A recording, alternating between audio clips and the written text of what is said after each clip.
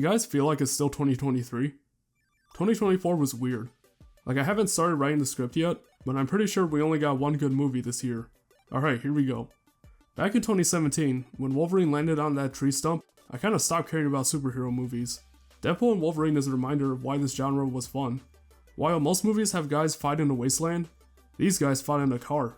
The action was solid, and getting to see Wolverine finally be blue and yellow was pretty awesome.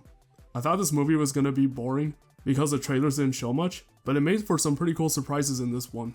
This is hands down the best MCU movie since No Way Home, and if you do mods, X-Men Origins Wolverine is a great tie-in game. I've already talked about Transformers 1, but like I said before, it's crazy that we now have a fully produced Hollywood film talking about how the war started. It's a story that I've seen before, but it's done in a unique and interesting enough way where I think that this is a good story for old fans, and also a great starting point for new ones. Sonic Frontiers is one of the worst games I've ever played in my entire life, but Sonic 3 is actually pretty good. I didn't think that Keanu Reeves would have worked as Shadow, but I now think that he's one of my favorite versions, next to the one portrayed by Jason Griffith. While I wish the fights were a bit longer, this movie actually focuses on the Sonic characters and gives some great fan service this time around. Hopefully they get to do more with this series and bring some new bad guys in like Scourge. I'm not really a big fan of TV shows because I can't really stay focused on something for that long, so when I say that Zom 100 was amazing, that should be a testament to how good this show is. It's not on this level, but the show's upbeat and optimistic energy is actually pretty inspiring. I'd definitely give it a recommendation if you've got the time. For some reason, Batman Arkham Knight really took off this year.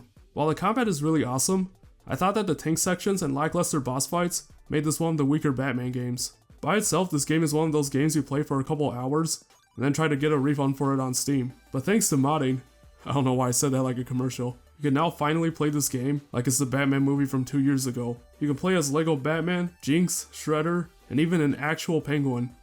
Yeah, big thanks for the Nexus creators for making this one of the best Batman games ever made. And also speaking of Nexus, there's like mods for Fall of Cybertron now. That had nothing to do with Batman, but I figured it was worth pointing out. Fortnite was actually pretty solid this year. Last year was pretty dry in terms of content, but this time around you got to fight Dr. Doom, play Guitar Hero, and build Lego. Some people didn't like that time where you could put guns on cars because it made you kind of overpowered, but I thought it was pretty cool. This is still one of the more imaginative and fun games in the free-to-play space, and I'm so down for whatever characters they add to this thing in the future. This is gonna sound weird, but I don't really like video games. I feel like most of the time they introduce you to one mechanic, and then they're like, alright, go do this thing for another 5 hours. That being said, Spider-Man never gets old. The web swinging is so good in this game that I barely use fast travel ever. Everything is slick, fast, and great, and I cannot wait for the second one to get to PC. Left 4 Dead is my most played game on Steam now, right next to Blender. It's an amazing road trip across America where you fight Fall Guys as Shadow the Hedgehog. This could have been a generic zombie game, but with the destructible environments and endless mods, it becomes one of the most replayable campaigns I've ever done. If you've ever wanted to experience one of the greatest crossovers ever, you should definitely get this game. Alright, that was pretty much it for this video. If you guys like this format, let me know, and I'll see you guys in the next one. Peace out.